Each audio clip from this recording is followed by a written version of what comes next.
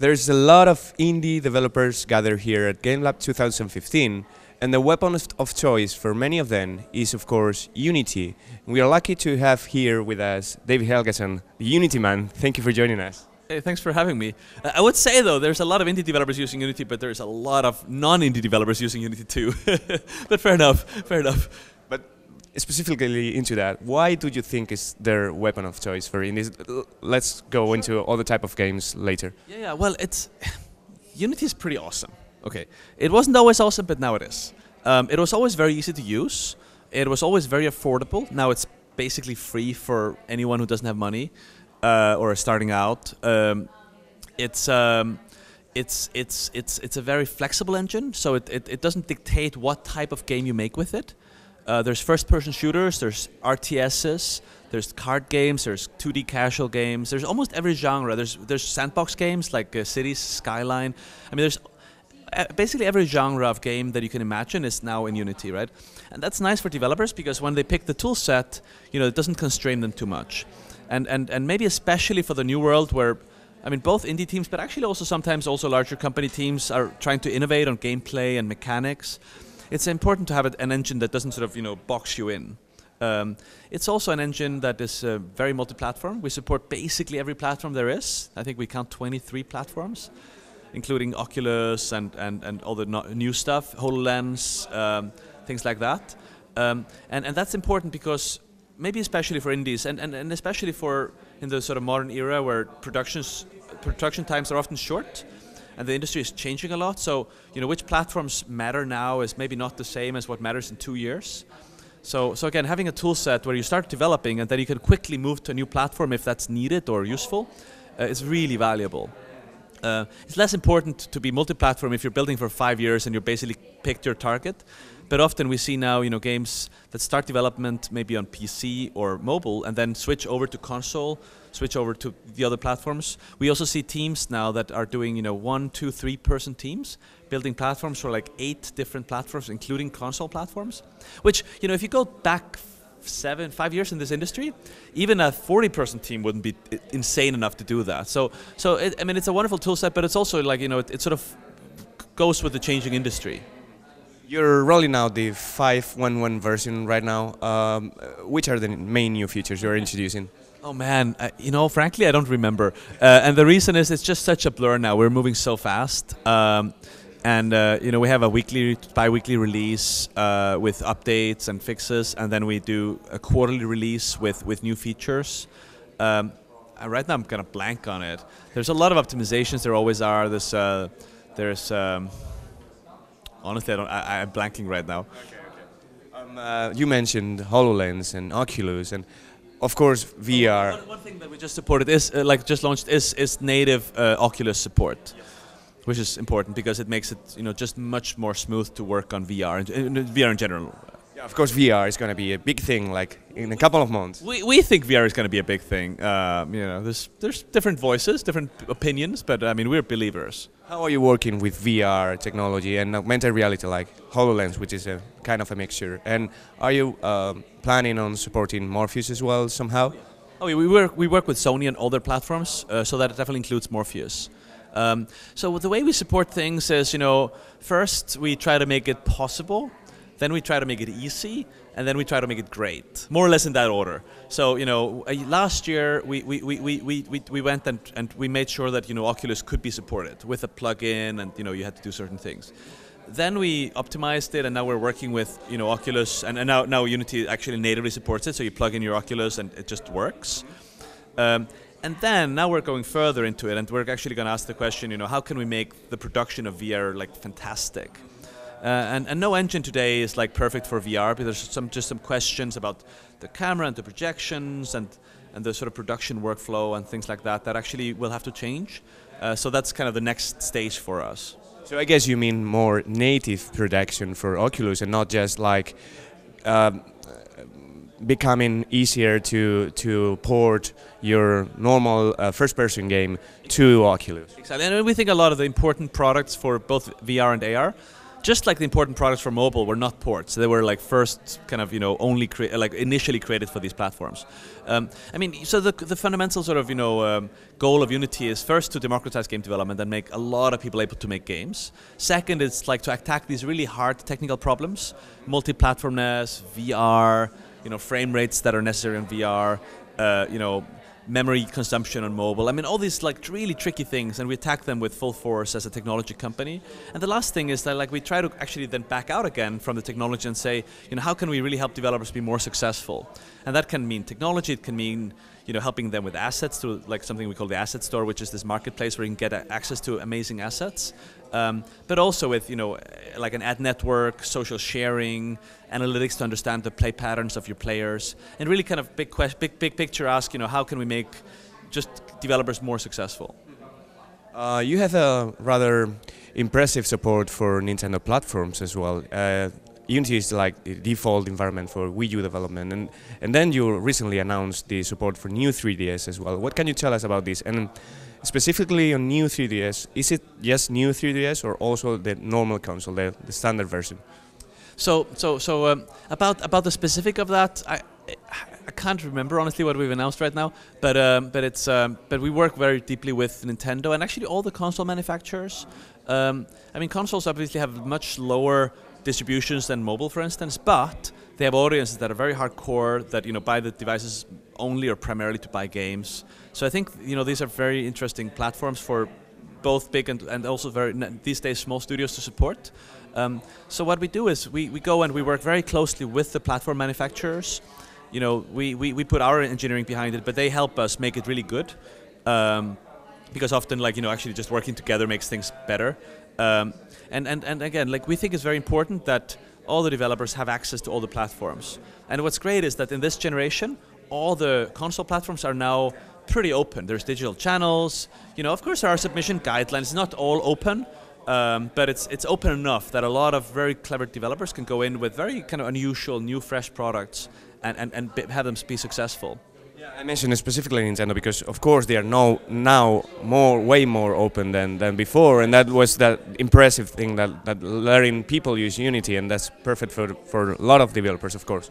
And it's great because just supporting Unity is not going to make them completely open. Just making them open is not going to make them open because if you just have something open and people don't know how to make games for it, or it's a big challenge to make games for it, then it's not really that open. But the combination of an open platform and Unity, it's magical because suddenly you have like literally millions of developers who at least have the skills to do it. Then they have to actually go and build something clever, but that's possible now. So we created this wonderful kind of openness between the platforms and between the teams. And somebody said that Unity becomes like this kind of Esperanto for the games industry, and this common language that people can use to share code, share knowledge, hire each other. Students out of university know Unity. It's just like a wonderfully kind of open environment. You mentioned that, of course, it's not only indie games which are based on Unity. There are bigger games, there are different genres, etc. For example, we have Hearthstone, we have Cities Skylines, which is an incredible success. Yeah. We have built by 9 people, by the way. yeah, that's rather impressive. We have Pillars of Eternity, Yooka-Laylee is coming based on Unity. It's a beautiful 3D platformer, etc. What can we expect on this regard, on bigger games based on Unity, mainly for consoles or even PC, bigger games? With Unity 5, which we launched in March, we're now really, really high on the graphics, and we really kind of let people not just make clever games and pretty games, but beautiful modern games, right? And the performance of Unity 5 and 5.1 is even higher. So no, we're seeing people do more and more ambitious things. Things that are approaching photorealism. And we created a demo ourselves just to kind of test it ourselves, called the Blacksmith, which is just outrageously beautiful. And we've been actually opening up, you can download all the assets and learn from them and use them in your own games. And we've document them and explain how to actually do it. So no, that's exciting to us. And things like Cities Skyline, which is just such a beautiful city builder. I think it's the best looking city builder.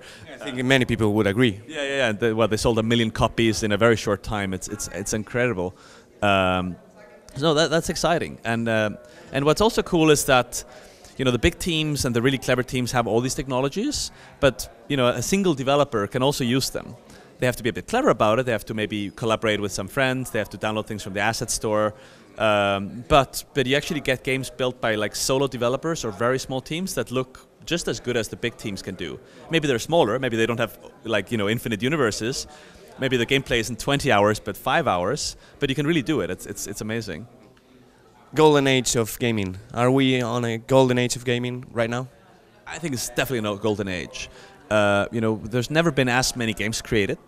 There's never been such breadth of games. You know, just the diversity of games is insane.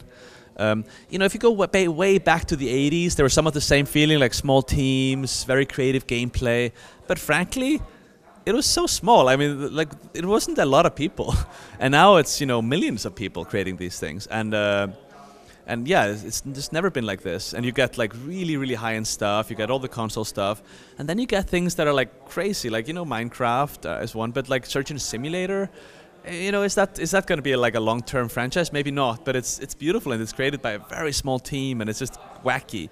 One of my favorite upcoming games is called My Summer Car, and it's built by this one Finnish guy, and it's about being in the summer and building a car. It's completely crazy. and you know, that'll have like tens of hours of gameplay because it's actually hard to build a car. And you know, what's wonderful now is that with these open marketplaces, download a lot of downloadable channels, whether it's the app stores or Steam.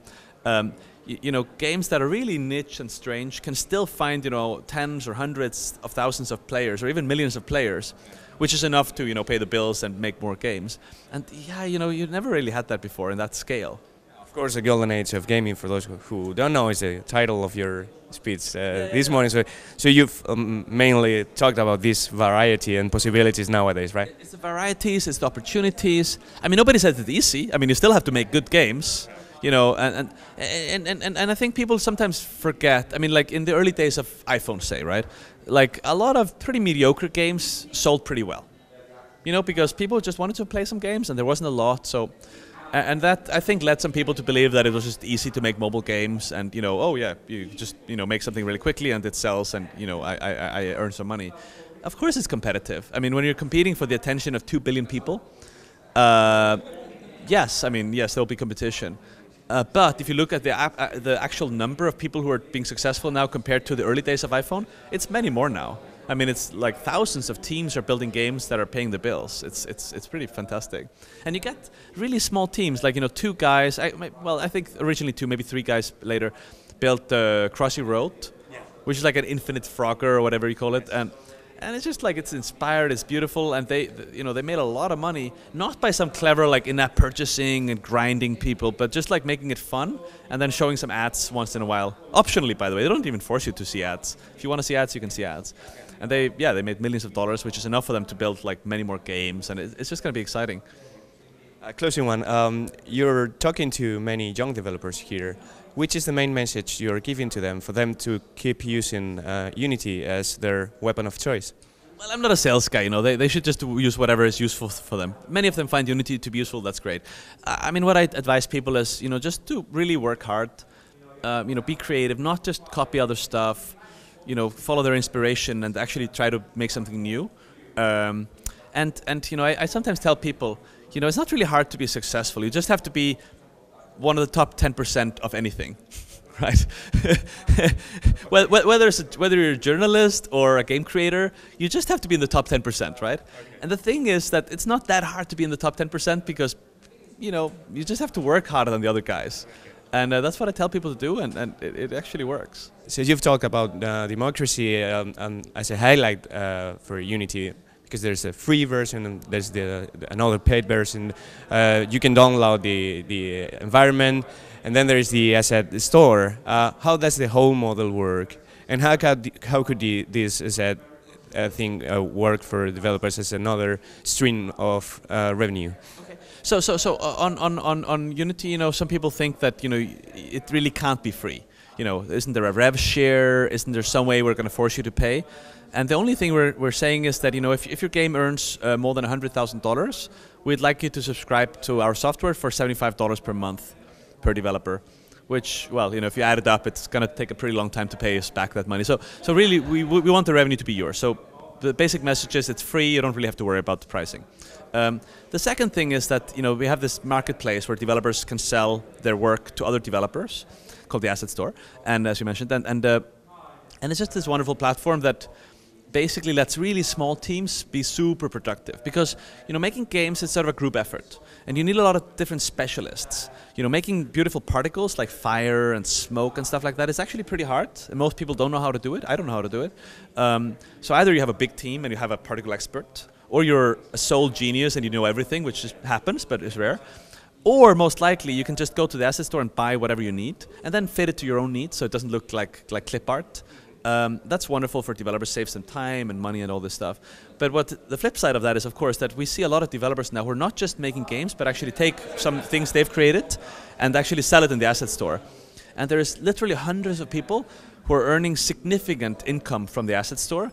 And there's tens of people who are either basically being able to pay all their bills with that stuff, or even getting rich in some cases.